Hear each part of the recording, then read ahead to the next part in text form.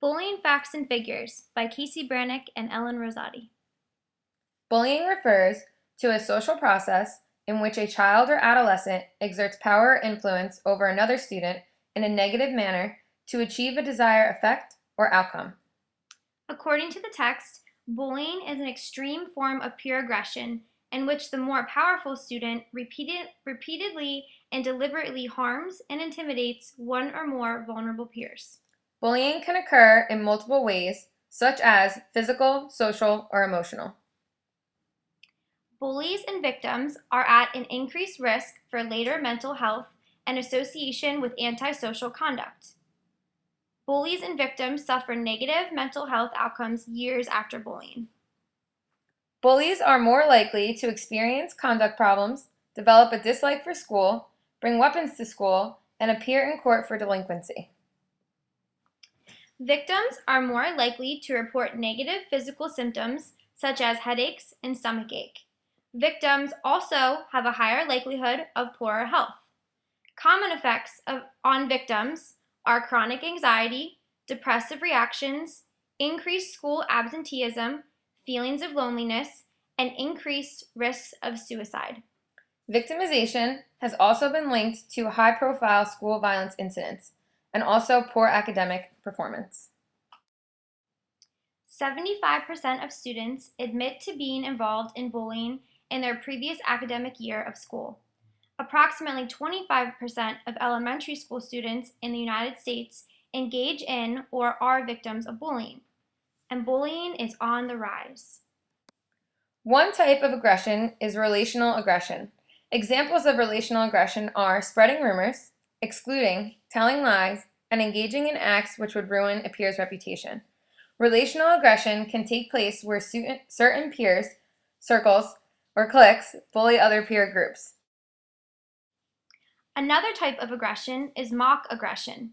Examples of mock aggression include jostling, being competitive, and rough play.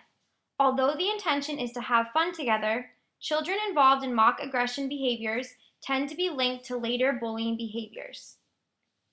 With such effects and outcomes associated with bullying, prevention and intervention must be implemented.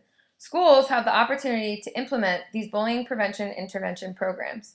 Some schools already have zero tolerance policies. Every school should be following the harassment, intimidation, and bullying law created by the State of New Jersey Department of Education.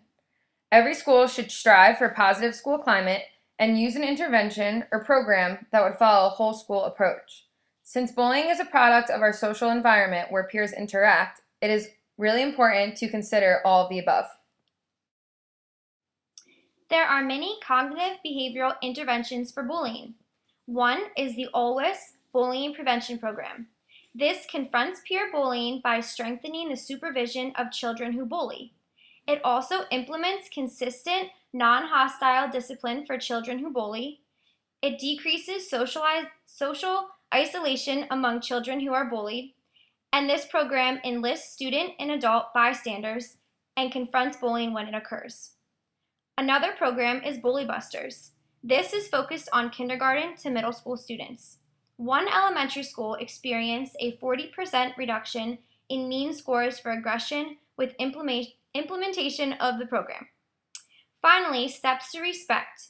This program incorporates school-wide, class-wide, and individual student components to reduce incidents of peer aggression and increase the social competence and resilience of elementary students. This program also uses instructional activities such as videos, literature, and experiential activities. Play can be used as a means of communication when working with elementary school students. Puppetry is actually commonly used by most elementary school counselors. Also, the use of drama, music, puppets, and dance has enabled both staff and parents to develop children's learning in certain instances. Puppets were used once for reducing stigmatizing attitudes towards mental health, showing a positive outcome. Choosing a medium such as puppetry is advantageous in that if children are involved in a fun activity, they are more likely to give their undivided attention. Puppets have been used effectively in school settings for presenting educational programs.